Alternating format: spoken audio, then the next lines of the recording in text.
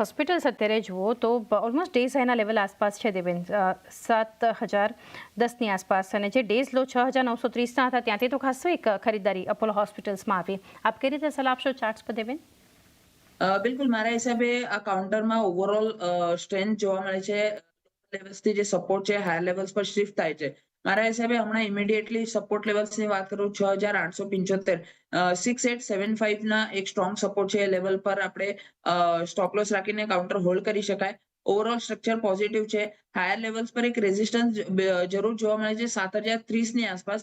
એ level surpass થયા પછી મારા હિસાબે એક ફોલિંગ ટ્રેન્ડ લાઇનનો બ્રેકઆઉટ આ કાઉન્ટરમાં જોવા મળશે અને પછી ફર્ધર 7,120ના લેવલ્સ આ કાઉન્ટરમાં જોવા મળી શકે છે. તો મારા હિસાબે એક સ્ટોપ લોસ રાખીને હોલ્ડ કરી શકાય. નીચેમાં સપોર્ટ લેવલ્સ ઇન્ટેક્ટ છે અને હાયર લેવલ્સ પર શિફ્ટ થાય છે. તો મારા હિસાબે કાઉન્ટર હોલ્ડ કરી શકાય. ઉપરમાં 7,030ના લેવલ સરપાસ થયા પછી 7,120ના લેવલ્સ આ કાઉન્ટરમાં જોવા મળી શકે છે. તો એક વ્યૂ બનતો જોઈ રહ્યા છો, હોલ્ડ કરી શકો છો. અપોલો હોસ્પિટલ માટેનો વ્યૂ છે. એનટીપીસીમાં પણ અત્યારે જુઓ તો ડેઝ લોથી થોડી રિકવરી છે. ડે સાઈ પર 341ના લેવલ્સ પર છે એનટીપીસી. કઈ રીતે સેટઅપ ચાર્ટનું તમે જોઈ રહ્યા છો દેવેન? બિલકુલ આ કાઉન્ટરમાં કાલના દિવસમાં આપણે એક પ્રોફિટ બુકિંગ જોઈ હતી, બટ આજના દિવસમાં લોઅર લેવલ્સથી ફોલોઅપ બાઇંગ જોવા મળે છે. મારા હિસાબે અગર આજના દિવસમાં કાઉન્ટર 340ની ઉપર બંધ થાય તો એક સારી એવી મૂવ આ કાઉન્ટરમાં જોવા મળી શકે છે. તો ઓવરઓલ સ્ટ્રક્ચર સારું છે. લોઅર લેવલ્સથી સપોર્ટ લેવલ્સથી બાઉન્સ બેક આ કાઉન્ટરમાં જોવા મળ્યું છે. 340ના ઉપર આજે ક્લોઝિંગ મળે તો મારા હિસાબે આ કાઉન્ટરમાં બાઇંગ ઓપોર્ચ્યુનિટી રહેશે. ઉપરમાં ઇમિડિયેટ ટાર્ગેટ 348 નો આવી શકે છે. લોઅર લેવલ્સ પર સપોર્ટ ઇન્ટેક્ટ છે. 336ના એક સ્ટોપ લોસ સાથે બાય કરી શકાય. બટ આજના દિવસમાં 340ના ઉપરની ક્લોઝિંગ બહુ ઇમ્પોર્ટન્ટ રહેશે. આ લેવલ્સ પર ક્લોઝિંગ જરૂરી છે. 340 પર 336 નીચેની તરફના એક લેવલને ધ્યાનમાં રાખી શકો છો સપોર્ટ તરીકે. એનટીપીસી, ભારતીય એરટેલ અત્યારે 1% આસપાસની મજબૂતી, 1883ના ડેઝ હાઈ બનાવ્યા છે. થોડું ત્યાંથી નીચે દેવેન, પરંતુ પ્રી ઓપનિંગથી એક મજબૂતી દેખાડી રહી હતી ભારતીય એરટેલના સ્ટોક પર. આપનો વ્યૂ લઈએ. બિલકુલ મારા હિસાબે એક કન્સોલિડેશન રેન્જમાં ભારતીય એરટેલ ટ્રેડ કરે છે. સપોર્ટ લેવલ્સ જરૂર ઉપરના સાઈડ શિફ્ટ થતા જોવા મળે છે. 1850નો એક સ્ટ્રોંગ સપોર્ટ છે. સપોર્ટ સાથે કાઉન્ટરમાં મારા હિસાબે હોલ્ડ કરી શકાય અને ફ્રેશ બાય બી કરી શકાય. ઉપરમાં એક રેઝિસ્ટન્સ છે 1880ની આસપાસ, 1880ની આસપાસ. એ લેવલ સરપાસ થયા પછી મારા હિસાબે આ કાઉન્ટરમાં એક સારી એવી અપમૂવ 1920 સુધીની જોવા મળી શકે છે. ઓવરઓલ સ્ટ્રક્ચર સારું છે. એક રેન્જમાં છે, but support levels higher level પર શિફ્ટ થાય છે. તો મારા હિસાબે સ્ટોપ લોસ રાખીને બાય બી કરી શકાય અને હોલ્ડ બી કરી શકાય. 1880ના લેવલ્સ ક્રોસ થયા પછી 1920ના લેવલ આ કાઉન્ટરમાં જોવા મળી શકે છે. તો જરૂર ધ્યાન રાખવાની સલાહ રહેશે. 1920 સુધીના લેવલ્સ પણ ભારતીય એરટેલ બતાવી શકે છે. ટોપ ગેઇનિંગ કાઉન્ટર ઓએનજીસી.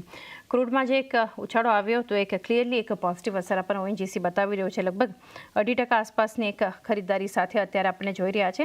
અને જે મજબૂતી આપણને ઓએનજીસીમાં અત્યારે દેખાડી રહી છે, વોલ્યુમ બેઝડ બાઇંગ છે. દેવેન, કઈ રીતે સલાહ આપશો? બિલકુલ મારા હિસાબે ઓએનજીસીમાં આ સારા લેવલ્સ છે બાય કરવા માટે. એક 200 દિવસના એક્સપોનેન્શિયલ મૂવિંગ એવરેજની ઉપર એક બ્રેકઆઉટ આપીને આ કાઉન્ટરે સારો એવો મૂવ દેખાડ્યો છે. તો મારા હિસાબે આ લેવલ પર ઓએનજીસીમાં બાય કરવાની સલાહ રહેશે.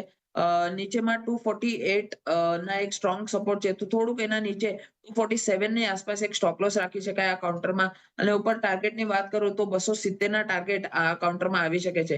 તો ઓએનજીસીમાં સારી ઓપોર્ચ્યુનિટી છે બાય કરવા માટે આ લેવલ્સ પર. તો ડેફિનેટલી આ કાઉન્ટરમાં ધ્યાન રાખવું જોઈએ. તો એક વ્યૂ બનતો એક જોઈ રહ્યા છે 270 સુધીના એક લેવલ્સ. ઓએનજીસી પણ અત્યારે ખાસ એક મજબૂતી બતાવી રહ્યું છે. ટ્રેન્ડમાં અત્યારે 0.5%ની ખરીદારી છે દેવેન.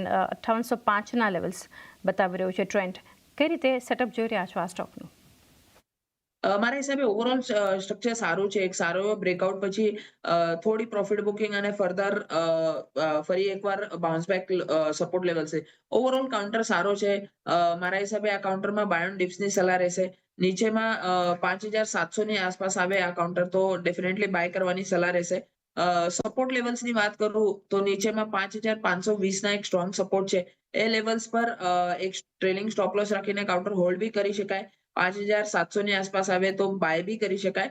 અને ઉપરમાં 5,930ના ઇમિડિયેટ ટાર્ગેટ જોવા મળે છે. અને એ સરપાસ થાય લેવલ્સ તો ઉપરમાં 6,150ના લેવલ બી આ કાઉન્ટરમાં આવી શકે છે. તો ઓવરઓલ સ્ટ્રક્ચર પોઝિટિવ છે. બાય ઓન ડિપ્સ કરવાની સલાહ રહેશે. વ્યૂ એક સ્ટ્રક્ચર પોઝિટિવ, બાય ઓન ડિપ્સનો એક અપ્રોચ તમે ટ્રેન્ડના કાઉન્ટરમાં ખાસ કરીને રાખી શકો છો. મારુતિ માટે અત્યારે એક અપડેટ આવી છે, તો પહેલાં એ અપડેટ પર નજર કરીએ, ત્યારબાદ દેવેન એક વ્યૂ લઈએ, કારણ કે ગઈકાલે પણ જોઈ હતી અપડેટ અને અત્યારે ઈ વિટારાના ઉત્પાદનમાં કોઈ બદલાવ કે કોઈ વિક્ષેપ નથી. જે સમાચાર આવ્યા હતા કે અહીંયાથી કંપનીએ જે અનાઉન્સ કર્યું છે કે ખાસ કરીને આ સેગમેન્ટમાં હાલ પૂરતું થોડું ડિલે કરશે તેવું પ્રોડક્શન. રેર અર્થ નિકાસ પર ચીની પ્રતિબંધોને કારણે પણ એક અસર જોઈ રહ્યા છે. ઈ વિટારાના લોન્ચ સમયમાં કોઈ ફેરફાર નથી. એક મારુતિ દ્વારા એક અપડેટ ખાસ કરીને આપણને આવતી બતાવી રહી છે. 5% આસપાસનું અત્યારે ઘટાડો મારુતિનું સ્ટોક બતાવી રહ્યું છે, પરંતુ કઈ રીતે એક ચાર્ટ સેટઅપ જોઈ રહ્યા છો અત્યારે? તો એક આ સમાચાર છે, સેન્ટિમેન્ટલ કદાચ એક અસર. આપનો વ્યૂ લઈએ દેવેન. મારા હિસાબે ઓવરઓલ સ્ટ્રક્ચર એક રેન્જમાં ફસાયેલું છે. નીચેમાં 12,000 નો એક સ્ટ્રોંગ સપોર્ટ છે, ઉપરમાં 12,700 નો રેઝિસ્ટન્સ આ કાઉન્ટરમાં જોવા મળે છે. મારા હિસાબે 12,700 ના લેવલ સરપાસ થયા પછી આ કાઉન્ટરમાં સારી એવી બાઇંગ ઓપોર્ચ્યુનિટી મળી શકે છે. બટ જ્યાં સુધી આ લેવલ્સ સરપાસ નથી થતા અને એના ઉપર સસ્ટેન નથી કરતો, ત્યાં સુધી થોડીક અવોઇડ કરવાની સલાહ રહેશે. 12,700 ની ઉપર અગર સરપાસ થાય તો એક સારી એવી બાઇંગ ઓપોર્ચ્યુનિટી બનશે, જે 13,100 ના ઇમિડિયેટ ટાર્ગેટ સુધી લઈ જઈ શકે છે. તો જ્યાં સુધી 12,700 ના લેવલ સરપાસ નથી થતા ત્યાં સુધી અવોઇડ કરવાની સલાહ રહેશે. 12,700 ના લેવલ્સ એક સરપાસ થવા જરૂરી. અહીંથી મારુતિમાં અત્યારે જોઈ રહ્યા છીએ 5% આસપાસનો ઘટાડો આપણને આવતો દેખાડી રહ્યો છે. ત્યારબાદના સ્ટોક માટેનો એક વ્યૂ લઈએ. વધુ એક ફાર્મામાંથી ડીવીસ લેબ ધ્યાનમાં આવી રહ્યું છે. 1.5% આસપાસની ખરીદારી અત્યારે દેવેના સ્ટોક બતાવી રહ્યું છે આપણને, તો કઈ રીતે સલાહ આપશો તમે? બિલકુલ ડીવીસ લેબમાં એક સારો એવો બ્રેકઆઉટ જોવા મળ્યો છે. ઓવરઓલ સ્ટ્રક્ચર પોઝિટિવ છે. 6,710 ના આસપાસ એક રેઝિસ્ટન્સ હતો, એ સરપાસ થઈને કાઉન્ટર એક ટ્રેડ કરે છે. તો મારા હિસાબે સ્ટ્રક્ચર પોઝિટિવ છે. ઓવરઓલ ફાર્મા સ્ટોક્સમાં સારી એવી બાઇંગ જોવા મળે છે. તો મારા હિસાબે આ કાઉન્ટરમાં હોલ્ડ કરવાની સલાહ રહેશે. આ લેવલ પર ફ્રેશ બાય થોડુંક અવોઇડ કરવું જોઈએ. રિસ્ક રિવોર્ડ રેશિયો આ લેવલ પર ફેવરેબલ નથી. બટ લોઅર લેવલ્સની અગર કોઈએ બાય કર્યું હોય તો મારા હિસાબે ટ્રેલિંગ સ્ટોપ લોસ 6,700 ના રાખીને હોલ્ડ કરી શકાય. ઉપરમાં મારા હિસાબે 7,000 ના ઇમિડિયેટ ટાર્ગેટ આ કાઉન્ટરમાં આવી શકે છે. તો ઓવરઓલ ચાર્ટ સ્ટ્રક્ચર પોઝિટિવ છે, હોલ્ડ કરવાની સલાહ છે. 7,000 સુધીના લેવલ્સ બતાવી શકે છે, હોલ્ડ કરી શકો છો પોઝિશન ડીવીસ લેબ પર. હિન્દુસ્તાન કોપર અત્યારે 0.5% મજબૂતી છે. સમાચારનું એક રિએક્શન આપણને હિન્દ કોપરમાં દેખાડી રહ્યું છે, કારણ કે કંપની જે કેપિટલ એક્સપેન્ડિચર યોજના છે 2,000 કરોડની આવનારા 5-6 વર્ષમાં, એને લીધે આપણે જોઈ રહ્યા છીએ કેપેસિટી એક્સપેન્શન કરી રહી છે. કઈ રીતે વ્યૂ આપશો હિન્દુસ્તાન કોપર પર દેવેન? મારા હિસાબે સારો એવો અપમૂવ દેખાડ્યા પછી એક પ્રોફિટ બુકિંગ આ કાઉન્ટરમાં જોવા મળે છે. બટ ઓવરઓલ સ્ટ્રક્ચર પોઝિટિવ છે. બાય એન્ડ ડિપ્સ કરવાની સલાહ રહેશે. મારા હિસાબે આ કાઉન્ટર અગર નીચેમાં 250 ના લેવલ્સ દેખાડે તો ત્યાં સારી એવી બાઇંગ ઓપોર્ચ્યુનિટી રહેશે. સપોર્ટ લેવલની વાત કરું નીચેમાં તો 242 નો એક સ્ટ્રોંગ સપોર્ટ છે. 242 નો એક સ્ટોપ લોસ સાથે 250 ની આસપાસ આવે તો એક સારી બાઇંગ ઓપોર્ચ્યુનિટી આ કાઉન્ટરમાં રહેશે. અને એ લેવલ પર 200 દિવસ અને 20 દિવસના એક્સપોનેન્શિયલ મૂવિંગ એવરેજ આપણને જોવા મળે છે. તો મારા હિસાબે 250 ની આસપાસ આવે તો સારી બાઇંગ ઓપોર્ચ્યુનિટી રહેશે. ઉપરમાં 270 ના લેવલ્સ પર ધ્યાન રાખવું જોઈએ. એ લેવલ્સ એક રેઝિસ્ટન્સનું કામ કરી શકે. તો બાય એન્ડ ડિપ્સની સલાહ રહેશે. ઉપરમાં 270 ની આસપાસ પ્રોફિટ બુક કરવાની બી સલાહ રહેશે. બાય ડિપ્સ, પરંતુ 270 ના લેવલ્સ પર પ્રોફિટ બુક કરી શકો છો. અને અત્યારે જે રીતે દેવેને પણ જણાવ્યું, ડેઝ હાઈ બન્યા ત્યારબાદ એક પ્રોફિટ બુકિંગ હિન્દુસ્તાન કોપર આપણને બતાવી રહ્યું છે.